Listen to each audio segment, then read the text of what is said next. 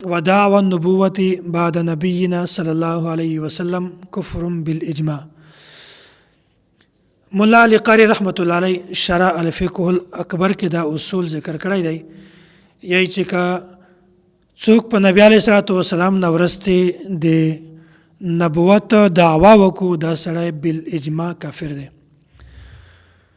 نبی علیه الصلاۃ والسلام دا ارشاد دی انا خاتم النبیین لا نبی بعدی ز اخری نبی په مونږ بعد بل یو نبی نه د پیدو کې دین کوي او په دا خبره باندې اجماع دو کيو سړی په نبی علیه الصلاۃ والسلام نو ورسته د نبوت دعوا وکړو دا سړی د اسلام د دایره نه خارج دی. او دا سه حضرت ابو هريره رضی الله تعالی عنه د نبی علیه الصلاۃ والسلام دا ارشاد نقل کوي یا چې نبی علیه الصلاۃ والسلام فرمایي فضلت علی الانبیاء بست متا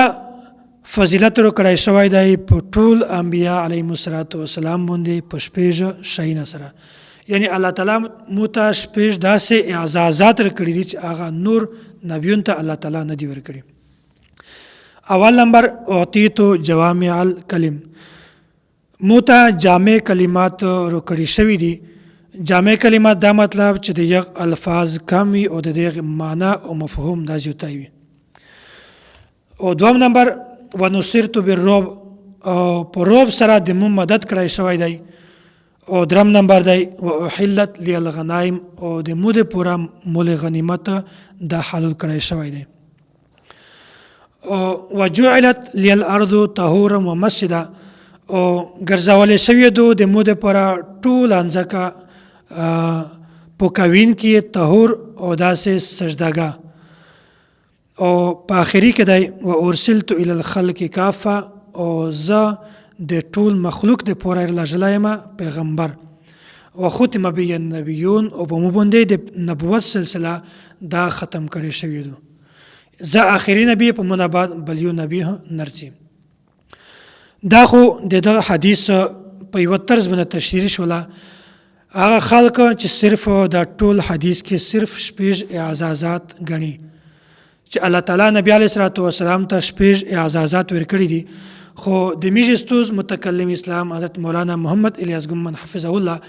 دغه حدیث په یو بل انداز باندې د تشریح کو یی چې اعطیت جوامع الکلم، مت الله تعالی جامع کلمات ورکړي دي. ونصرت بالرعب، او په رعب سره د مو مدد کړی دی. و احلت لی الغنائم، او مال غنیمت د مو د پوره حلال کړی دی. وجعلت لی الارض طهورا، او ټول انځکه د مو د پوره طهور پوکاوین کې جوړه کړی دو. و مسجد، او ټول انځکه د مو د پوره سجداګاه جوړه کړی دو. و ارسلت الى الخلق کافه، او زه د ټول مخلوق ته پوره نبی جوړ کړی. دا شپږ اعزازات په دغه باندې پیرا شول. مخته چې کوم اعزاز ورسي و ختم بی النبیون دا یو مستقل اعزاز دی. دا نبی علیه الصلاۃ والسلام دعوا کړی دو چې زه اخري نبی په منابات بل یو نبی نرسي. دا چرته شپږ اعزازات دا نبی علیه الصلاۃ والسلام دغه دعوی د پورا وجوه او دلیل ذکر کړی دي.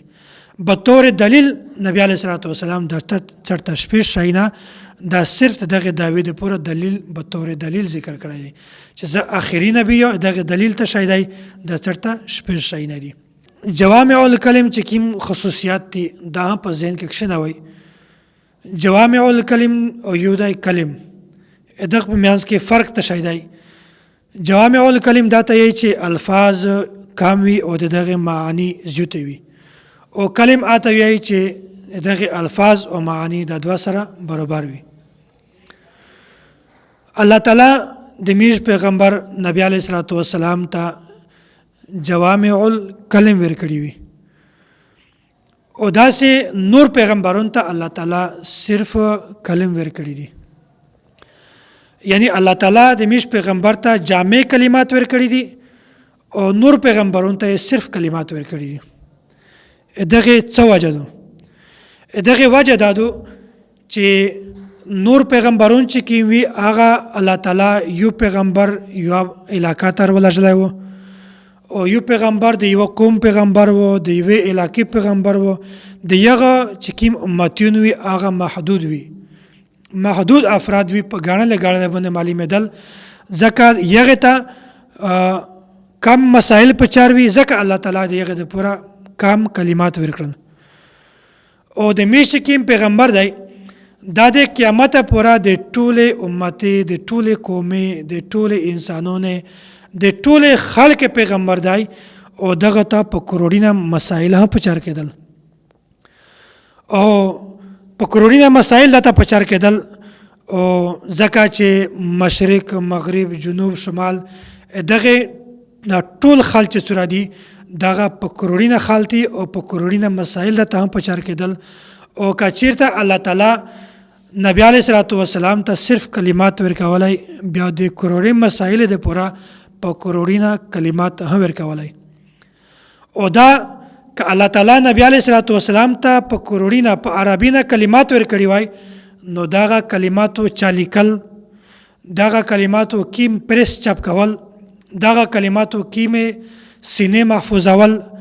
داغه کلماتو چا ویلل چا ویل کول دا د هیڅ په بس کې نه بلکې الله تعالی په میش باندې مهرباني کړې دو چې نبی علیہ الصلوۃ والسلام ته کلمات جامعات ورکړي دي په یو حدیث کې د نه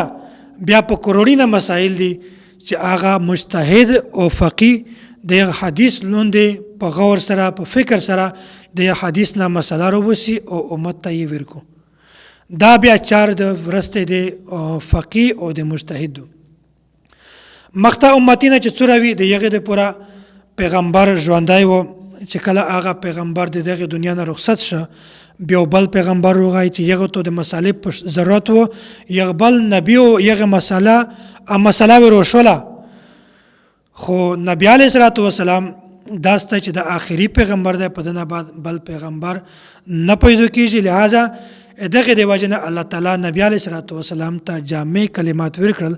چې تو کلماتو کامي خود دغه مفهوم مطلب معنی دا وجوتایوي ته په امت کې چې چاته د څه مسالې ضرورت پېشي هغه په د حدیث کې دغه حل موجود وي نو دا خبره په ذهن کې کښنوي چې کلمات جامعات دا شان د آخري نبی دی د نبی شان نه دی او کم کلمات او کم مسائل دا د آخري نبی شان نه دی بلکې دا د نبی شان دی نو کڅوک په هر خبره باندې په هر مسله باندې د حدیث مطالبه کو هغه نبی علیہ الصلوۃ والسلام آخري نبی نه بلکې صرف نبی غني او د پورا کلم ثابتوي نبی علیہ الصلوۃ والسلام ته صرف کلمات ثابتوي او کڅوک د ډېرې مسالې د پورا یو حدیث کافی غني بیا هغه نبی علیہ الصلوۃ والسلام صرف نبی نه بلکې آخري نبی غني او کلمات نه بلکې نبی علیہ الصلوۃ والسلام نه پورا جوامع الکلمات ثابتوي نو دا خبره کړل چې د هر مسالې د پورا حدیث ضروری دی دا یو غټه د گمراهی خبره ده نه سبو خو ټول امت ځنې خلک په دا گمراهی کې چولې چې دغه مسالې د پورا حدیث کې دی دا مسله داس نه دو حدیث کې دی او کچیر ته میش د هر مسالې د پورا د حدیث مطالبه وکي بیا په دا خبره باندې ذهن کولاو کوي چې میش نبی علیہ الصلوۃ والسلام آخري نبی نه غني بیا او بیا د نبی علیہ الصلوۃ والسلام نه پورا میش جوامع الکلمات نه غني دا په یو صورت کې چې کله میژه د هر مسالې د پورا د حدیث مطالبه کی او نبی علیہ الصلوۃ والسلام ته پورا میژ جوامع الکلم او آخري نبی ولته غني چې کله میژ د هر مسالې د پورا د حدیث مطالبه کله نه وکي دغه مثال داستای چې الله تعالی د قیامت تریزه پورا د ټول خلق د پورا چې سوره یې به ضرورت و دارا یې به الله تعالی پیدا کړل او چې څوره د پټرول ضرورت الله تعالی هغه پټرول د خلک د پورا پیدا کړل او کچیرته الله تعالی د قیامت تریزه پر چې څوره یې به خلته ضرورت وي که الله تعالی هغه یې به امت ته ورکړی وای نو دا امت و غرق شوی وای دو په سیلاب کې ډیب شوی وای په دو دریابین غلی وای دو په یبه کې ډیب شوی وای تباہ او برباد شوی وای خو الله تعالی دا ټول یې به خلته نه دی ورکړي بلکې 15 کا د لوند یې جمع کړي او داسې څومره خال ته چې پټرول ضرورت دی که چېرته الله تعالی دا ټول پټرول خال ته په یو ور کړی وای بیا ټول خلک تباه شوی وای یور ولګېدلی وای او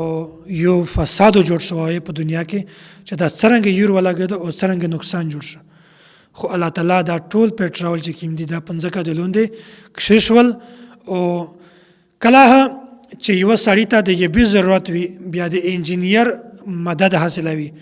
داسې که چاته د پټرول ضرورت وي هغه د انجینیر مدد حاصلوي او که چاته د یبې ضرورت پیښیږي اته پکار دو چې د انجینیر په ضرورت سره دی هغه د ځمکې نه یبه راوباسي استعمال دی کو چاته د پټرول ضرورت وي د انجینیر په ضرورت سره د ځمکې نه پټرول راوباسي استعمال دی کو بالکل په دغه رنګې که چاته د یوې مسالې ضرورت وي بیا هغه د فقیه او د مجتهد په ذریعه سره د یوه حدیث لوندې ده هغه مسله تلاش کو او خپل امت ته دی ورکو نو ځکه الله تعالی د امت ته نبی علیه الصلاة والسلام ته جوامع الکلمات ورکړي دي چې که چېرته زه دا ټول کلمات د امت ته ورکړه بیا دا کله دا نشي سمبولولی خو الله تعالی په میژبونه دا کرم کړی دی چې نبی علیه الصلاة والسلام ته جوامع الکلمات ورکړي دي چې کله دی ته د کومې مسالې ضرورت وي بیا فقیه او مجتهد هغه مسله دی ته د حدیث په رڼوي کې راوباسي او خلکو ته یې بیان کو نو بهرحال خلاصه د دغه خبره دا ده چې نبی علیه الصلاة والسلام آخري نبی دی په ده نه بعد بل یو نبی نه پیدا کېږي او حضرت عیسی علیه الصلاة والسلام نبی دی چې کله دوباره دا دنیا ترسي دا یو نبی وي د نبی حیثیت نه ختم کېږي خدای و د امتی په حیثیت سره ارچي د نبی په حیثیت سره نرچي د حیثیت د امتی غوندې وي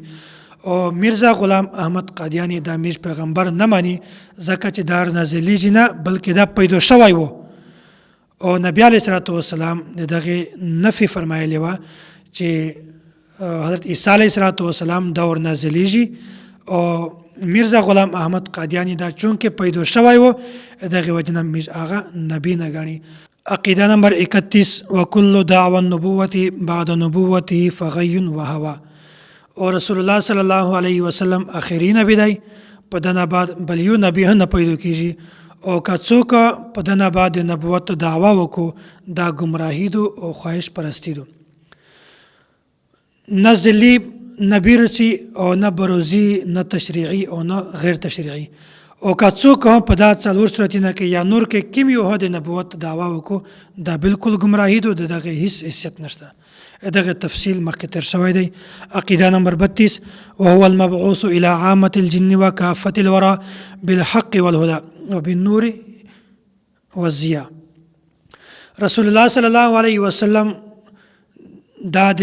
انسانونو د جنات د دغه ټول پیغمبر دی د نبی علیه الصلاة والسلام د نبوت دایره دا محدود نه دو بلکې غیر محدود دو چې د قیامت ورځې پر څوره خلق شي نبی علیه الصلاة والسلام د دغه ټول پیغمبر دی الله تعالی د میشتو سره د صحیح عقیده سمجھ نصیب کو واخر دعوانا ان الحمد لله رب العالمین